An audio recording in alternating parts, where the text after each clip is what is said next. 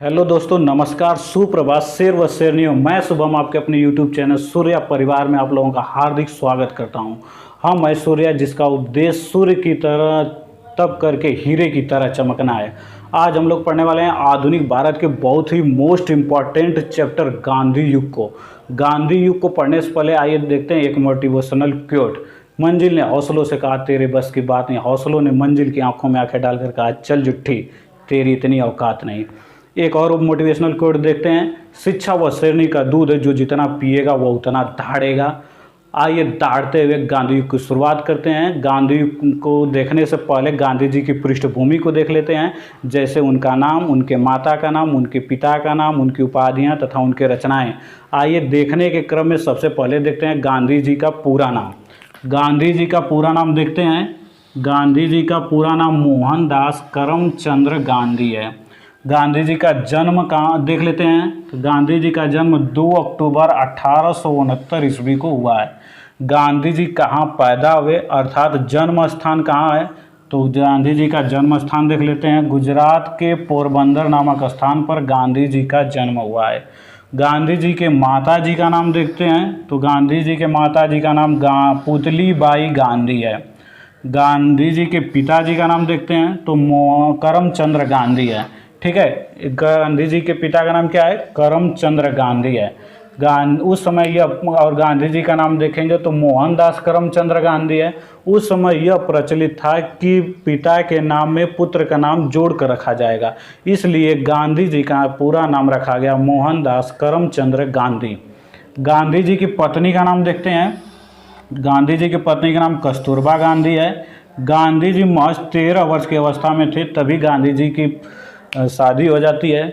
और उनकी पढ़ाई देखते हैं तो गांधी जी की पढ़ाई देख लेते हैं। गांधी जी की पढ़ाई 1889 से 1891 ईस्वी में बैरिस्टर इंग्लैंड में हुई है। बैरिस्टर की उपाधि लिए थे इंग्लैंड में। गांधी जी ने 3 वर्षों के अपने अथक प्रयास के द्वारा बैरिस्टरी की पढ़ाई अर्थात वकालत की पढ़ाई पूरा करके भारत वापस आए थे। देखते हैं गांधी जी को की उपाधियाँ क्या क्या है। उपाधियाँ देख लेते हैं गांधी जी की।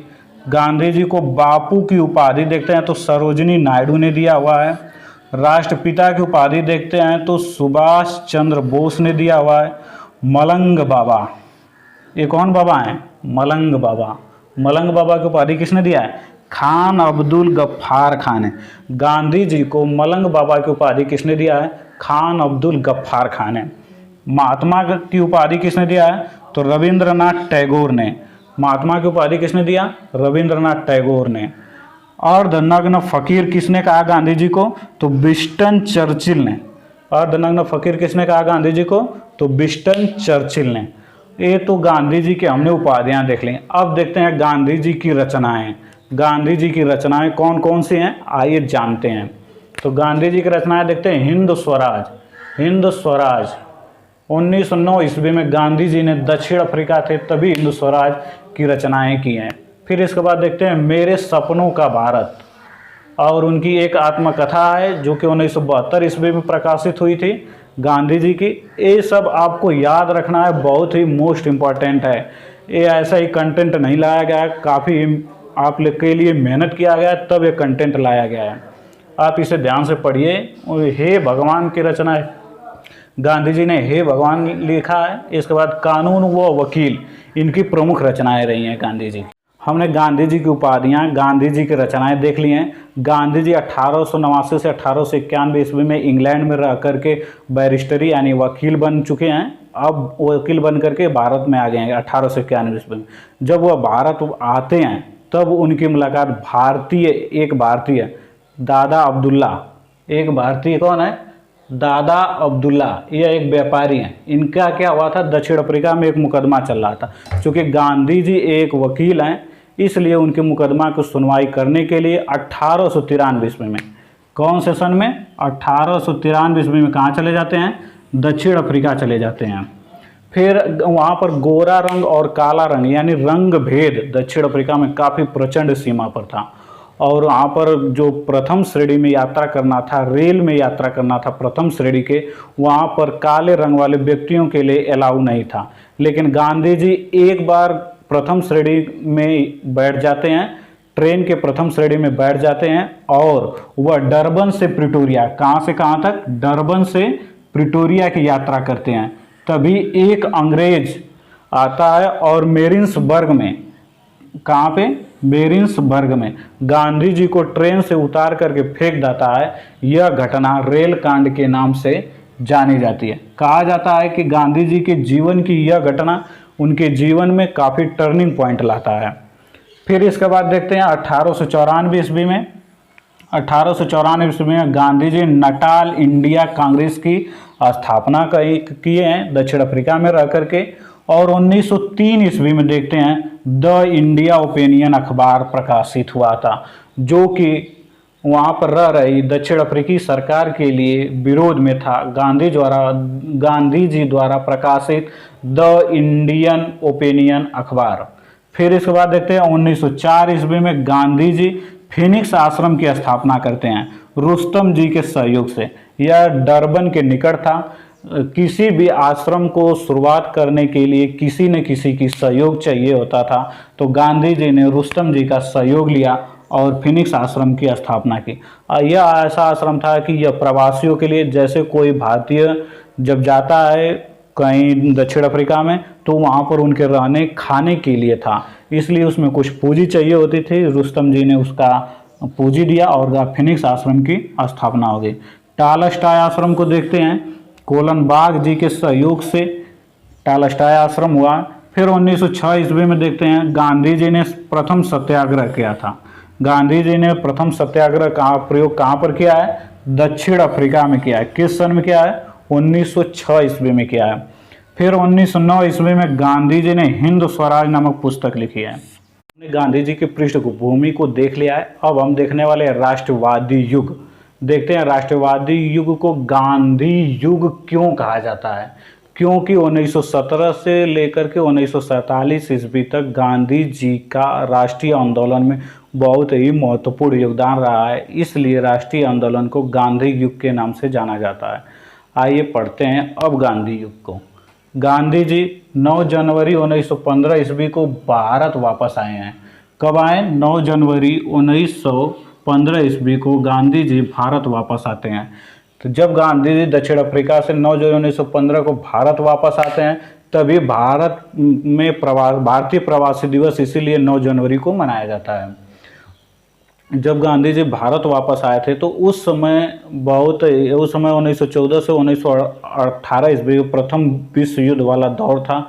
उसी समय गांधी जी भारत में वापस आए थे। गांधी जी और अंग्रेजों के बीच एक समझौता होता है कि यदि आप भारतीयों को अंग्रेजी सेना में भर्ती करते हैं तो आपकी मांगों को पूरा किया जाएगा। गांधी जी इसके लिए एक आवाज़ में भारतीय सैनिकों को अब ब्रिटिश सेना में युद्ध के लिए तैयार कर देते हैं। इसलिए गांधी जी को भर्ती करने वाला सार्जेंट कहा जाता है। इसलिए गांधी जी को भर्ती करने वाला सार्जेंट कहा जाता है। यह गांधी जी को भर्ती करा दिए थे अंग्रेजी सेना में भारतीय सैनिकों को, इसलिए अंग्रेजों द्वारा इनको गांधी जी को कैसर-ए-हिंद की उपाधि भी दी जाती है। अब बात करते हैं जब गांधी जी दक्षिण अफ्रीका से भारत आते हैं तो कहीं ना कहीं तो रहेंगे जरूर। तो जीवनलाल बैरिस्टर के घर पर रह करके रेंट पर रहते हैं, किराए के मकान पर रहते हैं। किराए के मकान में ही उन्होंने सत्याग्रह आश्रम की शुरुआत करते हैं 25 मई, कब, 25 मई 1915 ईस्वी को अहमदाबाद में। गांधी जी जब वहाँ भारत में आते हैं तो सत्याग्रह आश्रम की शुरुआत करते हैं जीवनलाल बैरिस्टर के घर पे। जब उस समय प्लेग बहुत तेजी से फैल रहा था, जब प्लेग फैल रहा था तो गांधी जी साबरमती के तट पर चले जाते हैं और वहाँ पर रह करके 1916 ईस्वी में साबरमती आश्रम की स्थापना करते हैं। गांधी जी 1916 ईस्वी में साबरमती आश्रम की स्थापना की है। अब आगे देखते हैं गोपाल कृष्ण गोखले इनके राजनीतिक गुरु रहे हैं। गांधी जी गोपाल कृष्ण गोखले से इतना प्रभावित हुए कि उन्हें अपना राजनीतिक गुरु बना लेते हैं। गांधी जी गोपाल कृष्ण गोखले को राजनीतिक गुरु बना लेते हैं। उनके आदर्शों पर, उनके मर्यादों पर गांधी जी चलते हैं। फिर इसके बाद देखते हैं 1917 का चंपारण सत्याग्रह, बहुत ही मोस्ट इंपॉर्टेंट है। 1917 का चंपारण सत्याग्रह। देखते हैं चंपारण सत्याग्रह किस लिए होता है, 3 कठिया प्रणाली के विरोध में। जानते हैं 3 कठिया प्रणाली क्या है? किसी 20 कट्ठे भूमि पर 3 भाग नील की खेती करना बहुत ही जरूरी होता था, जिसमें किसानों की उर्वरा शक्ति नष्ट हो जाती थी और साथ ही साथ यूरोपीय नीलय अपने हिसाब से नील की खेती का दाम लगाते थे और उनको किसानों को दाम कम मिलता था। चंपारण में ही एक किसान जिसका नाम है राजकुमार शुक्ल, वह 1916 ईस्वी में लखनऊ के कांग्रेस अधिवेशन में गांधी जी से मुलाकात करते हैं और गांधी जी से आग्रह करते हैं कि आप चंपारण आइए और यहाँ पर चंपारण आकर के किसानों की स्थिति को देखिए। गांधी जी के राजकुमार शुक्ल के विशेष आग्रह पर गांधी जी चंपारण आते हैं और किसानों की स्थिति को देखते हैं और आंदोलन करते हैं। किसानों के साथ मिलकर के गांधी जी आंदोलन करते हैं। इस आंदोलन में अंग्रेज सरकार झुकती है और वह 25% तक, कितने परसेंट तक? 25% तक लगान को कम कर दिया जाता है। इस प्रकार गांधी जी का भारत में पहला सत्याग्रह सफल हो जाता है। यहाँ से क्वेश्चन बनता है कि भारत में प्रथम सत्याग्रह गांधी जी का, तो चंपारण सत्याग्रह 1917 का। यदि गांधी जी के पूरे जीवन में सत्याग्रह पूछा जाता है तो 1906 का दक्षिण अफ्रीका वाला सत्याग्रह है। जब यह सत्याग्रह सफल हो गया था तो रविंद्रनाथ टैगोर ने, कौन? रविंद्रनाथ टैगोर ने महात्मा की उपाधि गांधी जी को दिए थे। महात्मा की उपाधि गांधी जी को किसने दिया था? रविंद्रनाथ टैगोर ने दिया था। अब आगे देखते हैं 1918 का मील मजदूर आंदोलन। कौन सा आंदोलन है? मील मजदूर आंदोलन 1918 का। मील मजदूर आंदोलन इसलिए हुआ था कि जब प्लेग फैल रहा था 1918 ईस्वी में, तो मील मालिकों और मील मजदूरों के द्वारा यह संघर्ष जारी था। उस समय जब प्लेग फैल रहा था तो मील मालिकों द्वारा मील मजदूरों को उनकी आय का 70% बोनस दिया जा रहा था। जब प्लेग समाप्त हो गया तब उनकी आय का महज 20% आय दिया जाने लगा, जिससे ये मील मजदूर हड़ताल पर चले जाते हैं।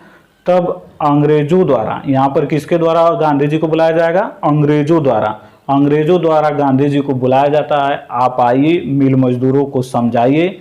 गांधी जी आते हैं, मिल मजदूरों की दशा को देखते हैं और इसके बाद अंग्रेजों द्वारा और मिल मजदूरों अर्थात मिल मालिकों द्वारा और मिल मजदूरों द्वारा एक समझौता किया जाता है, जिस समझौते के तहत ना तो 70 ना तो 20-35 पर मामला को सलटा लिया जाता है। तो गांधी जी का यह आंदोलन भी सफल रहता है 35% पे। तो ये एक क्वेश्चन बनता है कि गांधी जी ने पहली बार भूख हड़ताल कब किया था? तो 1918 के मिल मजदूर आंदोलन में किया था। याद रखिएगा, बहुत ही वेरी इंपॉर्टेंट क्वेश्चन है, प्रतियोगी परीक्षाओं में अधिकतर आता है। 1918 ईस्वी का खेड़ा आंदोलन देख लेते हैं। 1918 ईस्वी का खेड़ा आंदोलन, ठीक है, गुजरात के खेड़ा नामक स्थान पर यह खेड़ा आंदोलन की शुरुआत की गई थी, क्योंकि गुजरात के खेड़ा नामक स्थान पर एक भीषण अकाल पड़ गया था। जबकि राजस्व संहिता के तहत 1/4 भाग यदि फसल नष्ट हो जाती है तो अंग्रेज सरकार भारतीयों से लगान वसूल नहीं करेगी, लेकिन इसके बावजूद भी 1/4 फसल नष्ट होने पर अंग्रेज सरकार भारतीय किसानों से लगान वसूल करती है, जिसके लिए गांधी जी को बुलाया जाता है और गांधी जी आते हैं और यहाँ के किसानों से मिलकर के धमकी दी जाती है अंग्रेजों को, यदि आपने हमारी मांगे पूरा नहीं की तो हम हड़ताल करेंगे, अनशन करेंगे, आपका आंदोलन करेंगे। जिसके लिए अंग्रेज सरकार अधिकारियों ने अंग्रेजों को गुप्त रूप से कहते हैं कि जिसके लिए जो दे सकता है लगान उसे ही लगान लिया जाए, जो लगान नहीं दे सकता है उसे लगान न लिया जाए।